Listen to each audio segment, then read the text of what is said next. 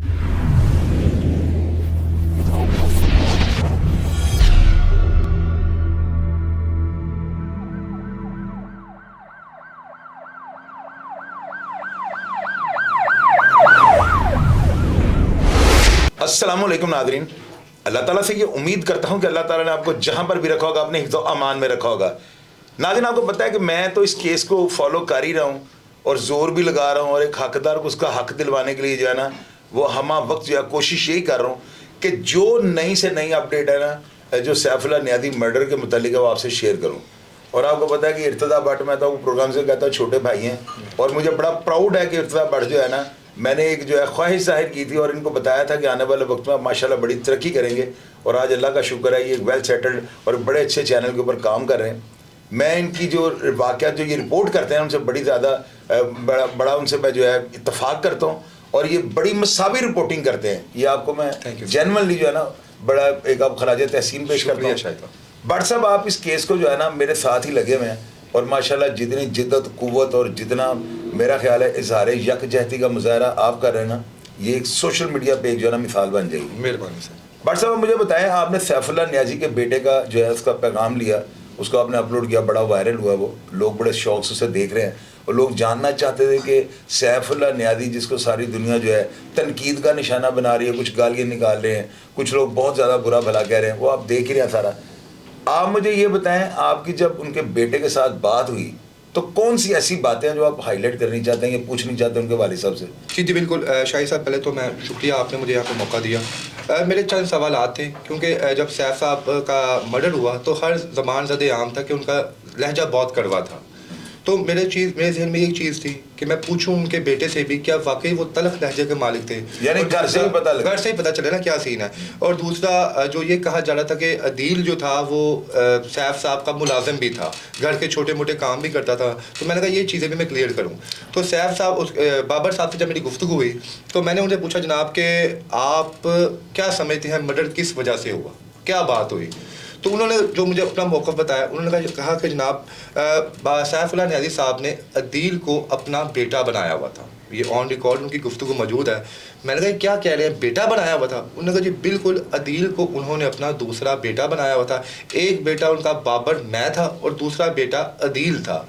मैंने कहा जी क्या आपके अलावा बाकी लोग भी जानते हैं इस चीज़ को कि वो उनका बेटा बना हुआ था? उन्होंने कहा जी बिल्कुल सब जानते हैं। उनकी हदूद में जो 3 थाने आते थे, थाना शेरा कोट, नवाकोट, बाकी उन थानों के अंदर बाकायदा तौर पे सैफुल्लाह नियाज़ी ने ये रजिस्टर्ड करवाया हुआ था कि अदील मेरा दूसरा बेटा है, इसके ऊपर किसी भी किस्म का कोई तंग नहीं करना, इसे किसी भी किस्म की कार्रवाई वगैरह नहीं करनी। वो कहते थे, इवन वो यहाँ तक मुझे कहते थे कि जब तुम कोई अपनी शॉपिंग करते हो या जब तुम लाहौर मुझे मिलने के लिए आते हो तो अदील को अपना भाई समझ के कोई ना कोई चीज़ इसके लिए यहाँ पे लेके आया करो। अब इसमें सच कितना और झूठ कितना है ये बाबर साहब जानते हैं या अल्लाह की ज़ात जानती है। तो मैंने पूछा, सर फिर इतना बड़ा जिस शख्स ने एक बच्चे को अपना बेटा बनाया हो तो वो इतना बड़ा किस तरह किस नहज तक बात पहुँची थी कि अदील ने इतना बड़ा कदम उठाया? पहले सवाल का जवाब इनसे ले। हाँ ठीक है सर। हाँ जी, तुसी ये दसो कि कहने भाईजान अदील तुहाडा बेटा थी, आया वाकई उन्हें कभी तुहाडे नाल जिक्र किया कि सैफुल्लाह नियाज़ी ने अपना बेटा बनाया है और उहदे कपड़े शॉपिंग वगैरह मुतलका थाने च किया है कि जी मेरे इस बच्चे को कोई तंग ना करे, मेरा बेटा है? नहीं जी। की ਇਹਦੀ हकीकत की है? नहीं कोई गल ही नहीं सी, सानू तो पता ही नहीं ना किसी बंदे को सुनिया था। अच्छा, बच्चे ने भी कभी तुहानू नहीं किया कि मेरे नाल बड़ा प्यार करदे? की कहंदा हुंदा तुहानू कि मेरे नाल बदतमीजी करदे? बदतमीजी फोन करता था, गालियां निकालता था, मुंडा कहंदा चाचा जी वो गालियां निकालता था। लो जी, ये तो सवाल का जवाब हो गया। दूसरा ठीक हो गया। दूसरा जनाब उन्होंने ये कहा कि मैंने से पूछा कि सर हुआ क्या था, आप क्या समझते हैं मर्डर वाले दिन क्या हुआ था, या क्या आपके जहन में ऐसी क्या चीज़ है? क्योंकि अदील का मौक़िफ़ तो यही है कि ये माँ बहन के में गालियाँ निकालते थे, सैफ साहब तसी मैं उन्होंने मारता आके। मैं कहा ताड़ा जिंदगी कहना ताड़े कोई और चीज़ तो नहीं हुई? उन्हें कहा होया है वे कि सैफुल्लाह नियाज़ी साहब ने अदील नूं थले दुकान लैके दी थी। ये पूछें आप पहले इनसे कि दुकान लेके दी हुई थी? क्यों जी दुकान लेके दी थी सैफुल्लाह नियाज़ी? नहीं कोई झूठ है? बिल्कुल झूठ, बिल्कुल कोई इस गल सदाकत नहीं जरा जी नहीं किराए दी लैके दी होवे? नहीं जी, दुकान मेरे भाई छोटे ने किराए ते ली थी दूसरे को बजाज खान नियाज़ी तो। लो जी, ये भी ओदा बयान झूठ है। पहले उनके उस्ताद मेरे भाई छोटे की पहले दुकान उस्ताद दी था, वो फौत हो गया, फिर मेरा भाई दुकान करने लग पिया, ਫਿਰ ਇਹ भतीजा है कोल दुकान दे आगे शागिर्दी करने लग पिया। बहरहाल ये बात हाँ हुई, जी। उन्होंने कहा नीचे उनके सैफुल्लाह नई साहब की रहायश का ऊपर थी कमरे में, और नीचे इनकी ये दुकानें थी मैकेनिक की थी। तो वो अक्सर औकात नीचे अदील जब गाड़ी खोलता था तो उसने पूरी गली को उनके मुताबिक मला होता था कि हर पास सामान बिखरा होता था। तो नियाजी साहब ने उन्होंने अपने लहजे च किया, यार जैसे तुम समझ नहीं आती, तेरा दिमाग काम नहीं करता, तू हर पास थले खलेड़ा बाग रखा होंगे, तेन पता नहीं मैं तो थले लंघना होता है। वो कितने साहब नियाजी साहब ने गालां गुलां भी कड्डियां अदील नूं। वो कहते अदील ने वो चीज़ अपने दिल दे विच रखी, वो वजह ते कि मेरी बेइज्जती हुई 6 बंदे। सिर्फ उस दिन ही गालां कड्डियां कि रूटीन च ਕੱਢ ਦਿੰਦੇ और रोज ही गल तो सवाद तो किसी ਨੂੰ ਬੁਲਾਤੇ ਹੀ ਨਹੀਂ ਤੇ। ਤੇ ਤੁਸੀਂ ਆਪਣੇ ਬੱਚੇ ਨੂੰ ਮੇਰੀ ਗੱਲ ਸੁਣੋ ਭਾਈਜਾਨ, ਤੁਸੀਂ ਮਾਸ਼ਾਅੱਲਾ ਐਡੇ ਜਹਾਨ ਦੀ ਦੋ, ਹੱਕ ਹਲਾਲ ਦੀ ਕਰਕੇ ਖਾਣਾ ਲਓ। ਤੁਸੀਂ ਕਿਹੜਾ ਕੋਈ ਚੋਰ ਡਾਕੂ ਜਾਂ ਤੁਹਾਡੇ ਖਾਨਦਾਨ 'ਚ ਕੋਈ ਚੋਰ ਡਾਕੂ ਸ਼ਰੀਫ ਲੋਕ ਹੋ ਸੀ, ਤੁਸੀਂ ਪੁੱਤਰ ਨੂੰ ਮਨਾ ਕਿਉਂ ਨਹੀਂ ਕਰਦੇ? ਛੱਡ ਦੇ ਪੁੱਤਰ, ਉਹ ਤਾਂ ਕੰਮ ਤੋਂ ਕਿਉਂ ਜਾਂਦਾ? ਭਾਈ ਅਸੀਂ ਤੇ ਆਪ ਇਹ ਗੱਲ ਬੋਲਤੇ ਦਾ ਵੀ ਦਫਾ ਕਰਿਆ ਕਰ, ਤੂੰ ਉਹਨੂੰ ਕੋ ਬੁਲਾਇਆ ਹੀ ਨਾ ਕਰ, ਛੋੜ ਦੇ ਉਹਦੀ ਬਾਤ। ਉਹਨੇ ਨਾ ਯਾਰ ਵੱਡਾ ਬੰਦਾ ਹੈ, ਕਿਤੇ ਮੈਨੂੰ ਫੜਾ ਨਾ ਦੇਵੇ, ਕਿਤੇ ਕੋਈ ਚੰਗੀ ਮਾੜੀ ਨਾ ਕਰ ਦੇਵੇ। ਚਲੋ ਉਹਨੇ ਇਹੋ ਹੀ ਗੱਲ ਕਰਨੀ ਆ, ਮੇਰੀ ਰਾਈਫਲ ਫੜ ਕੇ ਉੱਪਰ ਲੈ ਜਾਓ, ਆ ਮੋਬਾਈਲ ਦੂਸਰਾ ਮੇਰੀ ਜੁੱਤੀ ਉੱਤੇ ਲੈ ਜਾਓ, ਤੇ ਕੈਸ਼ ਥੱਲੇ ਲੈ ਕੋਈ ਆਵੋ। ਪੈਸੇ ਪੂਸੇ ਨਹੀਂ ਸੀ ਹੁੰਦਾ ਦਿੰਦਾ? ਨਹੀਂ ਜੀ ਦਿੰਦਾ ਵੀ ਹੋਏ, ਸਾਨੂੰ ਤਾਂ ਨਹੀਂ ਇਸ ਚੀਜ਼ ਦਾ ਇਲਮ, अगर साढ़े को तो कोई बात ही नहीं है ऐसी। अच्छा, उन्होंने बाकायदा ये भी कहा, जो मैंने अपना सर आपके मोहल्ला इलाका मकीन से जब पूछा जाके इनके वहाँ पर, तो वहाँ पे और भी लोगों से पूछा, मैंने कहा जी सैफुल्लाह नियाज़ी साहब क्या क्या लगाव था इनके बेटे के साथ? वो कहते हैं जनाब लगाव का तो हमें नहीं पता, अलबत्ता नियाज़ी साहब इनकी रहायश का पे के बाहर गली में 2-3 दफ़ा आए भी थे अदील को छोड़ने के लिए। अब इससे चूँकि शाही साहब हमारा काम है कि मसावी रिपोर्टिंग करना, ना किसी के हक़ में जाएं ना किसी के हम खिलाफ जाएं। तो मैं अब यहाँ पर ये मौजूद भी, आप इनसे पूछ सकते हैं कि अगर एक शख्स किसी को इतनी ज़्यादा गालियाँ या ज़दो को करता था या जिसकी बदौलत ये वाक़या पेश आया है, तो वो शख्स फिर उससे उन्हें घर छोड़ने किस मकसद के लिए क्यों नहीं? गल दुरुस्त है भाई सानू तो नहीं पता आया था या नहीं आया था। क्या होगा जी मैनू नियाज़ी साहब छड़ के गए ने? नहीं असी नहीं सुने। अच्छा मेरी गल सुनो, एक सवाल तो मैं अपने तौर पर करना है। वो क्यों करना है? देखो मेरा अगर इतने वालद भी बैठा हो ना ਤੁਹਾਡੀ जगह, मेरा बड़ा भरा बैठा है, कोई दुनिया के रिश्तेदार बैठा है, मैं सवाल करने बाद नहीं आना। ਤੁਹਾਡਾ ਬੱਚਾ ਦੀ ਉਮਰ ਕਿੰਨੀ ਹੈ ਅੱਜ? 22 ਸਾਲ। 22 ਸਾਲ। ਇਹਦੀ ਕਿੰਨੀ ਦੇਰ ਪਹਿਲੇ ਦਾ ਨਿਆਜ਼ੀ ਸਾਹਿਬ ਨਾਲ ਤਾਲੁਕ ਵਾਸਤਾ ਬਣਿਆ? ਸਲਾਮ ਦੋਈ ਇਹ ਹੁਣ ਹੀ ਥੋੜੀ ਦੇਰ ਹੀ ਹੋਈ ਹੈ, ਕੋਈ ਸਾਲ ਦੋ ਲਾ ਲਓ, 2.5 ਸਾਲ ਲਾ ਲਓ, ਬਸ ਉਹ ਐਵੇਂ ਤੇ ਹੀ। ਜਿਹੜੀ ਮੀਡੀਆ ਤੇ ਚੱਲ ਰਿਹਾ 8-9 ਸਾਲ ਤੋਂ ਤਾਲੁਕ ਸੀ, ਉਹ ਗੱਲ ਗਲਤ ਹੈ? वो गल गलत है भी, वो भी बड़ी देर तक रहता था उधर, बरल ऊपर से कमरा था, थले वर्कशॉप। अच्छा मेरी गल सुनो, कोई ऐसी गल तो नहीं सीगी कि ਜਿਹੜੀ ਮੀਡੀਆ ਤੇ ਬੜੀ ਚੀਜ਼ ਨਾਲ ਲੋਕ ਕਰ ਰਹੇ ਨੇ, ਸਵਾਲ ਜਵਾਬ ਕਰ ਰਹੇ ਨੇ, ਉਹ ਕਹਿੰਦੇ ਨੇ ਇਹਦੇ ਬੱਚੇ ਦੇ ਕੋਲੋਂ ਪਿੱਛੋਂ ਕਿ ਨਿਆਜ਼ੀ ਸਾਹਿਬ ਦੇ ਮੁਖਾਲਫ ਨੇ ਨਾ ਕੋਈ ਪ੍ਰੈਸ਼ਰ ਪਾ ਕੇ ਤੇ ਅਸਲੇ ਤੇ ਕੋਈ ਕੰਮ ਕਰਵਾ ਲਿੱਤਾ ਹੈ, ਤੇ ਇਹਦੇ ਤੁਹਾਨੂੰ ਲੱਗਦਾ ਕਿ ਤੁਹਾਡਾ ਬੱਚਾ ਕਿਸੇ ਦੇ ਕਹਿੰਦੇ ਨੂੰ ਮਾਰ ਸਕਦਾ? नहीं ਕਨਫਰਮ ਗੱਲ ਹੈ? ਹਾਂਜੀ। ਤੁਹਾਡਾ ਦਿਲ ਇਸ ਗੱਲ ਨੂੰ ਮੰਨਦਾ ਹੈ ਕਿ ਉਹਨਾਂ ਦੇ ਕਿਸੇ ਮਾਲਕ ਕੋ ਪੈਸੇ ਲੈ ਕੇ ਕੋਈ ਸਾਜ਼ਬਾਜ਼ ਕਰਕੇ ਉਹਨੂੰ ਆਪਣਾ ਹੀ ਗੁੱਸਾ ਸੀ? हाँ जी। तो शाही साहब गाली निकाल। देखिए, आपका भी इंटरव्यू में हम सवाल पूछ लें, ये बहुत से लोग कह रहे हैं, हम नहीं कह रहे हैं, वो कह रहे हैं जनाब कि बकौल इनकी फैमिली के या बकौल महल्लेदारों के या बकौल बाकी दोस्तों के कि वो शख्स अगर पिछले कई सालों से गालियाँ निकाल रहा था, इनको नहीं बाकी सबको भी,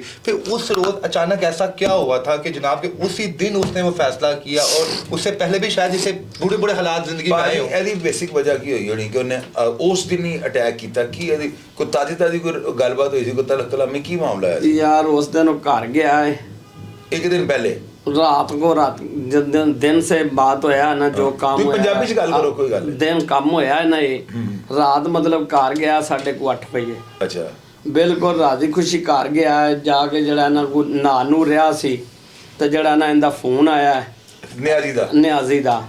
ਇਹ ਬੱਚੀਆਂ ਵੀ ਕੋਲ ਸੀ, ਵੀ ਇਹ ਵਾਲਾ ਮੋਬਾਈਲ ਹੈ ਜਿਹੜਾ ਸਾਦਾ ਜਿਹਾ, ਇਹਦੀ ਆਵਾਜ਼ ਵੀ ਤੁਹਾਨੂੰ ਪਤਾ ਜ਼ਿਆਦੀ ਆਉਂਦੀ ਹੈ ਜੀ ਜੀ। ਇਹਦਾ ਫੋਨ ਆਇਆ, ਉਹ ਗਾਲਾਂ ਕੱਢਣ ਲੱਗ ਪਿਆ, ਬਾਲ ਵੀ ਸੁਣ ਰਹੇ ਨੇ ਉਹਨਾਂ ਨੇ, ਤੁਹਾਨੂੰ ਕੱਢਣ ਲੱਗ ਪਿਆ? ਸਾਨੂੰ ਵੀ ਕੱਢਣ ਲੱਗ ਪਿਆ ਵਿੱਚ ਹੀ, ਮੈਨੂੰ ਵੀ।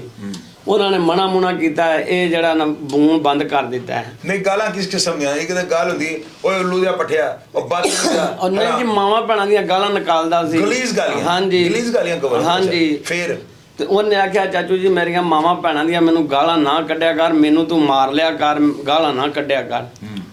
ਉਹ ਫੇਰ ਨਹੀਂ ਸੀ ਮੁੜਦਾ।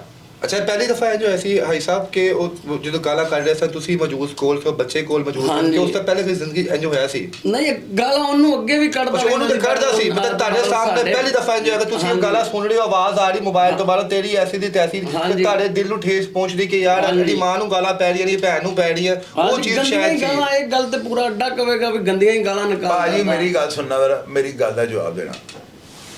ਉਹਦੇ 'ਚ ਕਿਹੜੀ ਐਸੀ ਗੱਲ ਸੀ ਨਾਲੇ ਤੁਸੀਂ ਦੱਸ ਰੋਜ਼ ਗਾਲਾਂ ਕੱਢਦਾ ਸੀ ਉਸ ਦਿਨ ਗਾਲਾਂ 'ਚ ਕਿਹੜੀ ਕੋਈ ਐਸੀ ਕੋਈ ਚੀਜ਼ ਕੋਈ ਵਿੱਚ ਮਰਚਾਂ ਪਈਆਂ ਸਨ? ਉਹ ਭਾਈ ਉਹ ਧੀਆਂ ਦੀਆਂ ਉਹਨੂੰ ਗਾਲਾਂ ਲੱਗ ਪਿਆ ਸੀ ਕੱਢਣ। ਉਹਨੇ ਇਹ ਗੱਲ ਕੀਤੀ ਹੈ ਵੀ ਮੈਨੂੰ ਧੀਆਂ ਦੀਆਂ ਗਾਲਾਂ ਜਿਹੜੀਆਂ ਮੇਰੀ ਵੀ ਛੋਟੀ ਜੀ ਬੱਚੀ ਹੈ ਮਾਵਾਂ ਭੈਣਾਂ ਦੀਆਂ ਗੰਦੀਆਂ ਗਾਲਾਂ ਮੈਨੂੰ ਨਾ ਕੱਢਿਆ ਕਰ। ਵਟਸਐਪ ਦੇਖੋ ਨਾ ਗੱਲ ਹੈ ਆ ਗਈ ਨਾ ਕਿ ਅੱਗੇ ਗਾਲਾਂ ਕੱਢਦਾ ਸੀ ਹੋਰ ਉਸ ਦਿਨ ਕਿਤੇ ਧੀਆਂ ਦੀਆਂ ਗਾਲਾਂ ਕੱਢਣ ਲੱਗ ਪਿਆ ਜਿਹੜੀ ਤੇਰੀ ਧੀ ਉਹਨੇ ਕਿਹਾ ਮੈਨੂੰ ਭਾਵੇਂ ਮਾਰ ਦੇ ਮਤਲਬ ਤੇ ਤੂੰ ਇਹ ਗਾਲਾਂ ਨਾ ਮੈਨੂੰ WhatsApp ਕੱਢਿਆ। ਇੱਕ ਗੱਲ ਆ ਦੇਖੋ ਮੈਂ ਤੁਹਾਨੂੰ ਇਹ ਗੱਲ ਕਵਾਂਗਾ ਔਰ ਤੁਸੀਂ ਇਸ ਗੱਲ ਨੂੰ ਮੰਨੋਗੇ ਕਿਉਂ ਪੰਜਾਬੀ 'ਚ ਹੁੰਦਾ ਵੀ ਪੰਜਾਬੀ 'ਚ ਕਰੀਏ ਤੇ ਗੱਲ ਹੁੰਦੀ ਮੈਥ ਬੰਦੇ ਨਾਲ ਮੇਰਾ ਵਾਸਤਾ ਰਿਹਾ ਮੈਂ ਦੇਖੋ 3 ਦਿਨ ਉੱਥੇ ਹਵਾਲਾ 'ਚ ਰਿਹਾ ਵਾਂ ਲਾ ਇਲਾਹਾ ਇਲੱਲ੍ਲਾਹ ਮੁਹੰਮਦ ਰਸੂਲullah ਮੈਨੂੰ ਇਹਨਾਂ ਦੇ ਨਾਂ ਬੇਟੇ ਨਾ ਗੁਜ਼ਰ ਜੇ ਮੇਰੇ ਨੂੰ ਅੱਲਾ ਨਾ ਕਰੇ ਫਾਂਸੀ ਲੱਗ ਜਾਏ ਮੇਰੇ ਨੂੰ ਨਿਆਦੀ ਦੀ ਕਬਰ 'ਚ ਕੀੜੇ ਪੈਣ ਨਿਆਦੀ ਜੰਨਤ ਚਲੇ ਜਾਵੇ ਮੈਨੂੰ ਮੈਂ ਮੇਰਾ ਕੀ ਕਰੈਕਟਰ ਜਾਂ ਕੀ ਹੈਗਾ ਓਪੀਨੀਅਨ ਮੈਂ ਦੇਣ ਦਾ ਹੱਕ ਰੱਖਣਾ ਤੁਸੀਂ ਵੀ ਰੱਖਦੇ ਹੋ ਨਾ ਆਜ਼ਾਦੀ ਰਾਏ ਦਾ ਹੱਕ ਹੈ ਸਾਡੇ ਕੋਲ ਅਸੀਂ ਆਪਣੀ ਗੱਲ ਕਰ ਸਕਦੇ ਹਾਂ ਨਿਆਜੀ ਦੀ ਜ਼ੁਬਾਨ ਅਗਰ ਠੀਕ ਹੁੰਦੀ ਨਾ ਤੇ ਇਸ ਤੋਂ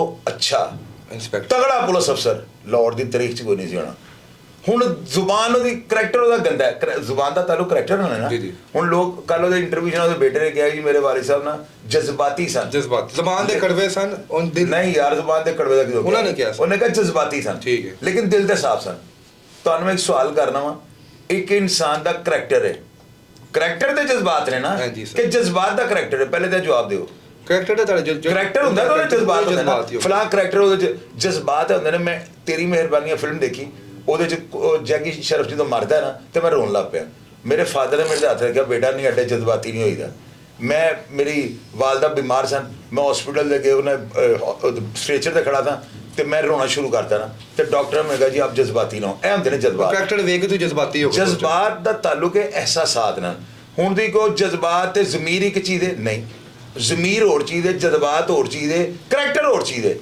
ਨਿਆਜ਼ੀ ਸਾਹਿਬ ਦਾ ਕਰੈਕਟਰ ਜਿਹੜਾ ਸੀ ਨਾ ਉਹ ਇੰਤਹਾਈ ਗਲੀਜ਼ ਸੀ ਤੂੰ ਦੇਖ ਲਓ ਦੁਨੀਆ ਕੀ ਕਹਿ ਰਹੀ ਮੈਂ ਤੇ ਨਹੀਂ ਕਹਿ ਰਿਹਾ ਚਲੋ ਮੈਂ ਕਹਿ ਦੇਣਾ ਨਿਆਜ਼ੀ ਸਾਹਿਬ ਇਮਾਮ ਮਸਜਿਦ ਇਮਾਮ ਕਾਬਾ ਦੇ ਖੁਦਾ ਨਾਲ ਸਭ ਬੇਟੇ ਸਨ ਹਾਲਾਂਕਿ ਇਹੋ ਜਿਹੀ ਗੱਲ ਕੋਈ ਨਹੀਂ ਮੈਂ ਕਹਿੰਦਾ ਦੁਨੀਆ ਦੇ ਸ਼ਰੀਫ ਆਦਮੀ ਸਨ ਮੈਂ ਕਹਿੰਦਾ ਉਹਨਾਂ ਨੂੰ ਇੰਤਹਾਈ ਸ਼ਰੀਫ ਆਦਮੀ ਕਹਿ ਦੇਣਾ ਦੁਨੀਆ ਮੈਨੂੰ ਗਾਲਾਂ ਕੱਢਣ ਲੱਗ ਪਈ ਐਡਾ ਕਰੈਕਟਰ ਲੈਸ ਇਨਸਾਨ ਸੀ ਉਹ ਇਹਨਾਂ ਦੇ ਨਾ ਕੁਰੇਤਿਆ ਬੜਾ ਇਹਨਾਂ ਨੂੰ ਨਾ ਮੈਂ ਕੋਈ ਇਹਨਾਂ ਨੂੰ ਇਸ ਕੋਲੋਂ ਸਾਈਡ ਤੇ ਨਹੀਂ ਕੀਤਾ ਸਿਰਫ ਨਾ ਇਸਦਾ ਇਰਤਦਾ WhatsApp ਤੁਹਾਨੂੰ ਇਸ ਚੀਜ਼ ਦਾ ਪਤਾ ਹੈ ਮੈਂ ਆਪਣੇ ਮੀਡੀਆ ਤੇ ਚੈਨਲ ਤੇ ਕੀ ਕਹਿ ਰਿਹਾ ਚੰਦ ਸਾਫੀ ਨੇ ਜਿਨ੍ਹਾਂ ਦੀ ਮੈਂ ਆਨਰ ਕਰਨਾ ਤੁਸੀਂ ਸਰੇ ਫਹਿਰਿਸਤ ਹੋ ਮੀਡੀਆ ਤੇ ਨਾ ਤੁਹਾਨੂੰ ਪਤਾ ਹੈ ਸਾਡੇ ਵਿੱਚ ਅਸੀਂ ਸਭ ਜਦੋਂ ਲਫ਼ਜ਼ ਕਰ ਰਹੇ ਨਾ ਸਾਡੇ ਵਿੱਚ ਫਿਰ ਦੁਨੀਆ ਮੰਨਦੀ ਹੈ ਗੱਲ ਸਹੀ ਕਰਦੇ ਨੇ ਸਾਡੇ ਵਿੱਚ 85% ਗਲਤ ਆਂਡੇ ਬਿਲਕੁਲ ਜਿਹੜਾ ਇੱਕ ਸਵਾਲ ਗੈਂਗਵਾਰ ਹੋਣ ਲੱਗਾ ਸੀ ਜਿਸ ਟਾਈਮ ਟੀਫੀ ਬਾਟ ਸਾਹਿਬ ਦੇ ਭਾਈ ਨੂੰ ਪੁੱਛਿਆ ਸੀ ਕਿ ਤੁਸੀਂ ਬਦਲਾ ਲਵੋਗੇ ਕਿਸ ਟਾਈਮ ਕੀ ਨੇ ਤੇ ਤੁਹਾਡਾ ਪੁਲਿਸ ਵਿੱਚ ਕੀ ਥਾਣੇ ਤੁਹਾਡੇ ਨਾਲ ਕੀ ਹੋਇਆ ਉਹ ਇੰਤਸ਼ਾਰ ਬਣਾ ਦਿੰਦੇ ਨਾ ਤੁਸੀਂ ਮੈਨੂੰ ਕਾਲ ਕੀਤੀ ਕਿ ਜੀ ਭਾਈ ਜਾਨ ਨਵਾਂ ਇੰਟਰਵਿਊ ਕਰਨਾ ਮੈਂ ਤੁਹਾਨੂੰ ਕਿਹਾ WhatsApp ਤੁਸੀਂ ਇਕੱਲੇ ਆ ਜਾਓ ਇਹਦੀ ਕੀ ਰੀਜ਼ਨ ਹੈ ਸਾਰੇ ਤੁਸੀਂ ਇੰਤਸ਼ਾਰ ਨਹੀਂ ਪਾਣਾ ਤੁਸੀਂ ਇਹਨਾਂ ਦੇ ਮੂੰਹ 'ਚ ਐਸੀ ਗੱਲ ਨਹੀਂ ਬਦੋ ਬਦੀ ਕਢਾਣੀ ਕਿ ਜਿਹੜੀ ਹੁਣ ਇੱਥੇ ਬੈਠਿਆ ਜਵਾਬ ਦੇ ਦੇਣ ਮੀਡੀਆ ਵਾਲੇ ਸਵਾਲ ਕਰਦੇ ਨੇ ਹਾਂਜੀ ਦੱਸੋ ਤੁਸੀਂ ਇਹਨਾਂ ਨੇ ਬੁਰੀਆਂ ਗੱਲਾਂ ਕਰਨੀਆਂ ਨਾ ਜਿਹੜੀਆਂ ਅਸੀਂ ਕਰ ਰਹੇ ਹਾਂ ਅਸੀਂ ਬਹੁਤ ਕੁਝ ਕਰ ਰਹੇ ਹਾਂ ਅਸੀਂ ਮੀਡੀਆ ਐਂਕਰ ਆ ਅਸੀਂ ਦੋ ਤਰਫਾ ਮੌਕਾ ਲੈ ਕੇ ਆਵਾਮ ਦੀ ਰਾਏ ਤੇ ਤਜਜ਼ੀਆ ਦੇ ਸਕਦੇ ਹਾਂ ਇਹਨਾਂ ਨੂੰ ਲੋਕਾਂ ਨੇ ਖਰਾਬ ਕਰ ਦੇਣਾ ਸੀ ਮੈਂ ਇਹਨਾਂ ਨੇ ਕਿਹਾ ਤੁਸੀਂ ਕਿਸੇ ਮੀਡੀਆ ਨੂੰ ਇੰਟਰਵਿਊ ਨਹੀਂ ਦੇਣਾ ਬੇਟੇ ਤੁਹਾਡੇ ਦੀ ਜਾਂ ਤਾਂ ਨਾ ਤੁਸੀਂ ਪਿੱਛੋਂ ਪੁਸ਼ਬੈਕ ਕੀਤਾ ਹੋਵੇ ਜਾਂ ਤੁਸੀਂ ਬੇਟੇ ਨੇ ਕਿਹਾ ਜਾ ਕੇ ਮਾਰ ਦੇ ਜਾਂ ਮਾਂ ਨੇ ਕਿਹਾ ਹੋਵੇ ਇਹ ਉਹਦਾ ਅੱਜ ਖੁਦ ਦਾ ਫੈਸਲਾ ਸੀ ਵਜ੍ਹਾ ਨਾ ਸਿਰਫ ਹੈ ਮੈਨੂੰ ਸਮਝ ਆ ਰਹੀ ਜੇ ਜਿਹੜਾ ਉਹਨੇ ਬੇਟੀਆਂ ਦੀ ਗਾਲਾਂ ਕੱਢੀਆਂ ਨਾ ਇੱਥੋਂ ਆ ਕੰਮ ਖਰਾਬ ਹੋਇਆ ਜੀ ਇਹ ਦੇਖ ਲਓ ਤੁਹਾਡੇ ਸਾਹਮਣੇ ਕਹਿ ਰਹੇ ਨੇ ਅੱਛਾ ਤੁਸੀਂ ਮੈਨੂੰ ਇੱਕ ਗੱਲ ਦੱਸੋ ਤੁਹਾਨੂੰ ਪ੍ਰੋਬਲਮ ਕੀ ਬੱਚੇ ਨੂੰ ਮਿਲਣਾ ਚਾਹੁੰਦੇ ਹੋ ਜੀ ਤੁਹਾਡੀ ਮੁਲਾਕਾਤ ਨਹੀਂ ਹੋਈ ਨਹੀਂ ਤੁਸੀਂ ਮੁਲਾਕਾਤ ਦੀ ਕੋਸ਼ਿਸ਼ ਨਹੀਂ ਕੀਤੀ ਕਿ ਤੁਹਾਡੀ ਹੋਣ ਨਹੀਂ ਦੇ ਰਹੇ ਕੋਈ ਜਾਣ ਦਿੰਦਾ ਜੇ ਥਾਣੇ ਨਹੀਂ ਮੈਂ ਤਾਂ ਤੁਸੀਂ ਗਏ ਹੋ ਤੁਸੀਂ ਮੈਨੂੰ ਨਹੀਂ ਜਾਣ ਹੀ ਨਹੀਂ ਦਿੰਦੇ ਜੀ ਨਹੀਂ ਤੁਸੀਂ ਇਸ ਤਰ੍ਹਾਂ ਦੇ ਨਾ ਕਹੋ ਤੁਸੀਂ ਕੋਸ਼ਿਸ਼ ਕੀਤੀ ਜਾਣ ਦੀ ਨਹੀਂ ਸਾਨੂੰ ਲੋਕਾਂ ਨੇ ਡਰਾਇਆ ਹੀ ਬੜਾ ਨਾਲੇ ਵੀ ਉਧਰ ਜਾਓ ਹੀ ਨਾ ਉਹ ਤੁਹਾਨੂੰ ਫੜ ਲੈਣਗੇ ਜੀ ਮਾਰ ਦੇਣਗੇ ਜੀ ਉਹ ਗੱਲ ਹੈ ਮੈਂ ਤੁਹਾਨੂੰ ਦੱਸਣਾ ਇਰਜ਼ਾ WhatsApp ਤੁਹਾਡੀ ਡਿਊਟੀ ਲਾਉਣ ਲੱਗਾ ਮੈਂ ਤੁਸੀਂ ਉਸ ਵਕੀਲ ਸਾਹਿਬ ਨੂੰ ਕਿਹਾ ਕਿ ਇਹਨਾਂ ਦੀ ਮੁਲਾਕਾਤ ਕਰਵਾਓ ਠੀਕ ਹੋ ਗਿਆ ਜਾ ਕੇ ਉੱਥੇ ਮਿਲਣ ਮੁਲਾਕਾਤ ਕਿਸੇ ਨੇ ਬੰਦ ਨਹੀਂ ਕੀਤੀ ਉਹਨਾਂ ਤੇ ਆਪ ਹੀ ਨਹੀਂ ਜਾ ਰਹੇ ਇਸ ਤਰ੍ਹਾਂ ਨਹੀਂ ਹੋ ਸਕਦਾ ਕਿ ਡਾਕਟਰ ਉਸਮਾਨ ਅਨਵਰ ਸਾਹਿਬ ਥੱਲੇ ਹੁੰਦੇ ਆ ਅਮਲਾ ਕੇ ਮੁਲਾਕਾਤ ਤੇ ਇਹਨਾਂ ਫੰਡਾਮੈਂਟਲ ਰਾਈਟ ਹੈ ਤੁਸੀਂ ਉਹਨਾਂ ਵਕੀਲ ਸਾਹਿਬ ਨੂੰ ਕਿਹਾ ਕਿ ਨਾ ਇਹਨਾਂ ਦੀ ਮੁਲਾਕਾਤ ਕਰੋ ਅਰੇਂਜ ਕਰੋ ਲਾਜ਼ਮੀ ਇਹਨਾਂ ਨੂੰ ਉਹਦੇ ਨਾਲ ਮਿਲਾਓ ਔਰ ਦੇਖੋ ਕੀ ਹਾਲਾਤ ਵਾਕਿਆਤ ਨੇ। ਪੁਲਿਸ ਉਹਦੇ ਨਾਲ ਜ਼ਿਆਦਤੀ ਨਹੀਂ ਕਰ ਸਕਦੀ, ਐਡੇ ਹਾਈ ਪ੍ਰੋਫਾਈਲ ਕੇਸ ਤੇ ਪੁਲਿਸ ਕਰ ਹੀ ਨਹੀਂ ਸਕਦੀ। ਠੀਕ ਹੋ, ਇਹ ਤਾਂ ਤੁਹਾਨੂੰ ਵੀ ਪਤਾ ਨਹੀਂ ਹੈ। ਉਸ ਟਾਈਮ ਵੀ ਉਹਨਾਂ ਦੇ ਮੁਤਾਬਿਕ ਉਹ 8-10 ਜਿਹੜੇ ਕੈਦੀ ਸਨ ਉਹਨਾਂ ਦੇ ਵਿੱਚ ਹੀ ਬਿਠਾਇਆ ਸੀ, ਕਰ ਸੈਪਰੇਟ ਨਹੀਂ ਰੱਖਿਆ ਸੀ। ਹਾਂ, ਤੁਸੀਂ ਉਹਨਾਂ ਨਾਲ ਟਾਈਮ ਸੈੱਟ ਕਰਕੇ ਇਹਨਾਂ ਨੂੰ ਮੈਨੂੰ ਤੁਸੀਂ ਕਾਲ ਕਰ ਦੇਣਾ ਠੀਕ। ਜਾਂ ਇਹਨਾਂ ਨੂੰ ਕਾਲ ਕਰ ਦੇਣਾ, ਇਹ ਥਾਣੇ ਆ ਜਾਣਗੇ, ਇਹਨਾਂ ਨੂੰ ਅੰਦਰ ਲਿਜਾ ਕੇ ਇਹਨਾਂ ਦੀ ਮੁਲਾਕਾਤ ਕਰੋ। ਤੁਸੀਂ ਐਜ਼ ਐਂਕਰ ਪਰਸਨ, ਤੁਸੀਂ ਐਡੇ ਵੱਡੇ ਡਿਜੀਟਲ ਮੀਡੀਆ ਤੇ ਉਹਦੇ ਤੇ ਇਲੈਕਟ੍ਰੋਨਿਕ ਮੀਡੀਆ ਤੇ ਕੰਮ ਕਰ ਰਹੇ ਹੋ ਤੇ ਤੁਹਾਨੂੰ ਕੋਈ ਮਮਾਨਤ ਠੀਕ ਨਹੀਂ। ਹੋ। ਅਸੀਂ ਬੈਠੇ ਕਾਊਂਟਰ ਤੇ, ਅਸੀਂ ਸਟੇਜ ਇੱਥੇ ਬੈਠ ਕੇ ਆਪਣੇ ਆਫਿਸ 'ਚ ਕੰਮ ਕਰਨਾ ਹੁੰਦਾ ਹੈ। ਸਾਰੇ ਹਾਲਾਤੋਂ ਆ ਗਿਆ ਤਾਂ ਜ਼ਿਆਦਾ ਤੁਹਾਡਾ ਸਾਡਾ ਸਟਾਈਲ ਦਾ ਜ਼ਮੀਨ ਅਸਮਾਨ ਦਾ ਫਰਕ ਹੈ। ਇਹ ਜ਼ਿੰਮੇਵਾਰੀ ਤੁਸੀਂ ਲੈਂਦੇ ਹੋ Okay, okay। ਕਿ ਇਹਨਾਂ ਦੀ ਮੁਲਾਕਾਤ ਦਾ ਜ਼ਿੰਮਾ ਜੋ ਹਾਲਾਤ ਬਣਨ, ਤੁਸੀਂ ਐਜ਼ ਐਂਕਰ ਮੁਲਾਕਾਤ ਨਾ ਹੋਵੇ, ਤੁਸੀਂ ਸਾਰੇ ਹਾਲਾਤ ਪਰ ਕੋਈ ਉੱਥੇ ਲੜਾਈ ਝਗੜਾ ਨਹੀਂ ਹੋਣ ਦੇਣਾ। ਤੁਸੀਂ ਬਾਹਰ ਖੜੇ ਹੋ ਕੇ ਥਾਣੇ ਦੇ ਕਹਿਣਾ ਦੇਖੋ ਜੀ ਆਈ ਸਾਹਿਬ ਅਸੀਂ ਇਹਨਾਂ ਨਾਲ ਲੈ ਕੇ ਆਏ ਹਾਂ, ਇਹਨਾਂ ਦੀ ਮੁਲਾਕਾਤ ਨਹੀਂ ਹੋ ਰਹੀ। इंशाल्लाह ताला मैं भी अफसरान वाला ਨਾਲ राब्ता करूँगा, जनाब ਇਹਨਾਂ ਦੀ मुलाकात करो, अपने बच्चे ਨੂੰ मिल लें, इंशाल्लाह बच्चे ना मैरिड होएगा। तो नाज़रीन ये थे अदील के वालिद। आपको पता मैंने तो पहले भी इनको 2 इनके प्रोग्राम अपलोड कर दिए हुए हैं, क्योंकि ये जो इर्तिदा भट्ट है ये मेरा बड़ा प्यारा छोटा भाई है और मुझे इसके ऊपर बड़ा मान है। आने वाले वक्त में आप देख लीजिएगा जिस तरह ये वाक़यात को रिपोर्ट कर रहे हैं ना, ये बहुत सफ़े अव्वल का ये साफ़ी बनेगा इंशाल्लाह। मेरी दुआएं इसके साथ हैं। और आज का ये जो प्रोग्राम था ये बिल्कुल मैंने इर्तिदा भट्ट के सामने जो वो चाह रहे थे सवालात पूछने, हाँ, क्योंकि बहुत से लोग सर ये भी कहते हैं शाहिद साहब अपनी मर्जी के सवाल पूछते हैं, तो मैंने इसलिए वो कंफ्यूजन मैंने कर दिया। ओपनली आपने कहा ओपनली यहाँ पे जो मैंने कहा जो सवाल करना है आप भी करें, आपने अपना प्रोग्राम किया, बस इंतशारी सवाल कोई ना हो। तो हाँ इंतशारी यार, ये शरीफ लोग हम इनके रास्ते में गड़े खोद गलत। दें, इनके मुंह से हम ऐसी बात निकलवा दें बड़ा अच्छा काम हुआ है, बड़ा उन्होंने तो कहा कि बच्चे ने जो किया सो किया, तो बच्चा इसका जिम्मेदार है बिल्कुल ना, ऐसे ही है। तो वो हक क्या बात है। अभी ना देंगे हमारा आज का प्रोग्राम था, इसमें कई चीज़ें इर्तिदा भट्ट साहब नहीं लेके हैं मंदिर यहाँ पे, इन्होंने बताया कि कैसे ये थाने गए, जो भी हालात वाक़यात बने, और ये लोग शायद सोच रहे कि भाई शाहिद चोई साहब इनको सामने नहीं आने दे रहे। और भैया मैं नहीं चाहता हूँ कि ये शरीफ लोग जो है ना पागल खाने चले जाएँ। मैं चाहता हूँ कि ये हमारा जो सोशल मीडिया ना, मैंने आपको कितनी बड़ी बात की है, हम ही लोगों में 85% गंदे अंडे हैं कि जो सिर्फ चूरन बेचने की खातिर जो है ना किसी की इज्जत नफ्स को जब मजरू कर देते हैं। मैं ऐसा काम नहीं कर सकता हूँ और आप सब लोगों का शुक्रगुजार हूँ कि आप अब तक के मेरे किए गए सारे प्रोग्राम्स को पसंद कर रहे हैं, अपनी राय का इजहार कर रहे हैं। और जिस तरह मैंने पहला गेयर, दूसरा गेयर, तीसरा गेयर, अभी 4x4 लगा हुआ है, और आप लोग अगर इसी तरह साथ देते रहे तो आप देखिएगा इंशाल्लाह जस्टिस फॉर अदील करवा के दिखाएंगे। उसके साथ ही महाराज का प्रोग्राम आपने देखा, जो भी कमेंट बॉक्स में आपकी राय होगी हमेशा की तरह आपको रिप्लाई करने की कोशिश करूंगा। अपना ढेर सारा ख्याल रखिएगा जी। पाकिस्तान जिंदाबाद।